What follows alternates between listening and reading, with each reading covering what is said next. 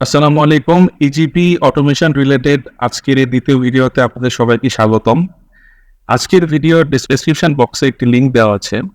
এই লিঙ্কে ক্লিক করলে আপনি স্ক্রিনে দেখানো গুগল ড্রাইভের এই ফোল্ডারটি ওপেন হবে। এখানে অলরেডি 3টি ফোল্ডার মজুদ আছে। এছাড়া ভবিষ্যতে আমি যদি আরও ফাইল এখানে আপলোড করি নতুন নতুন প্রোগ্রাম, তাহলে এখানে আরও অনেক ফোল্ডার আপনারা দেখতে পাবেন। তো আজকে মূলত আমরা ইভ্যালুয়েশন অটোমেশন নিয়ে কথা বলবো। ফ্রন্ট লোডিং, টেন্ডার প্রিপারেশন সহ আরো অনেক ভিডিও নিয়ে আমরা ভবিষ্যতে কথা বলবো। তো চলে যাই ইভ্যালুয়েশন অটোমেশনে।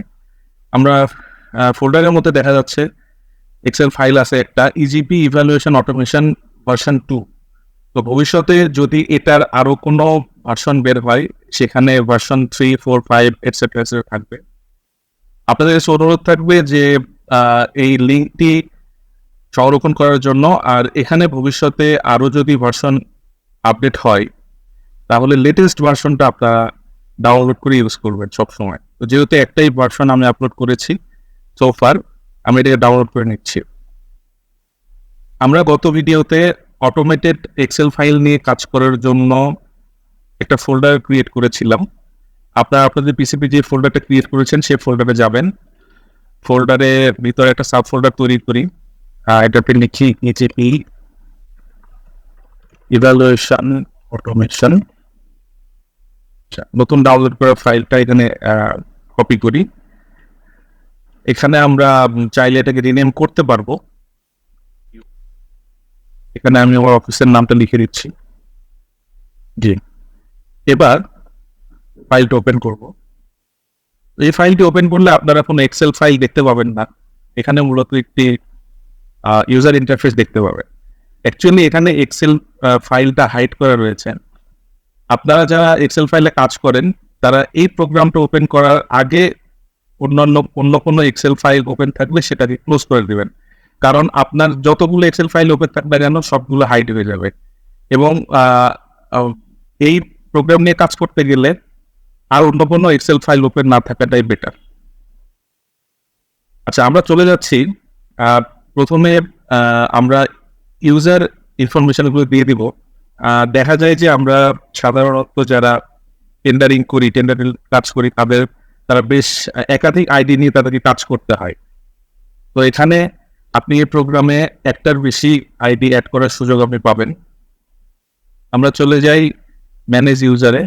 দেখা যাচ্ছে এখানে একজন ইউজার, আমরা একে এডিট করব। সুবিধা মতো একটা নাম দিলাম, তার লগ ইন আইডিটা আমরা দিয়ে দিব। পাসওয়ার্ড 1 2 3 4 5 6। Update, yes. আপনারা দেখতে পাচ্ছেন এটা আপডেট হয়ে গেছে।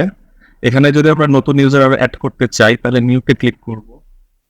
আপনারা এখানে পাসওয়ার্ড ইনপুট করলে পাসওয়ার্ডটা দেখা যাবে, বাট আমার পুরো প্রসেসের মধ্যে শুধুমাত্র এই একটা পার্টেই পাসওয়ার্ডটা দেখা যায়, এছাড়া আর কোথাও পাসওয়ার্ড শো করে না। তো এটা আমি সেভ করে ফেলি, ক্লোজ করি। দেখেন নতুন একজন ইউজার অ্যাড হয়ে গেছে। আমরা এখানে চাইলে ইচ্ছা মতো আরো ইউজার অ্যাড করতে পারবো। ইচ্ছা মতো আমরা চাইলে যত ইচ্ছা আর কি এখানে অ্যাড করার সুযোগ থাকবে।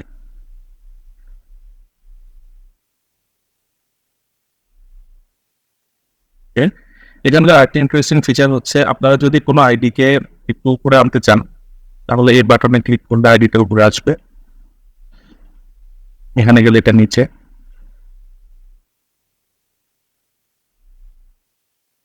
সো এটা আমরা এই উইন্ডোটা ক্লোজ করে ফেলবো। আপনারা আপনাদের ইচ্ছা মতো আইডি এখানে ইনপুট দিতে পারবেন। এটা পরবর্তীতে ভবিষ্যতে আমরা যখন অটোমেশনের কাজগুলো করব, তখন এই আইডিগুলো কাজে লাগবে। ক্লোজ করে দিই।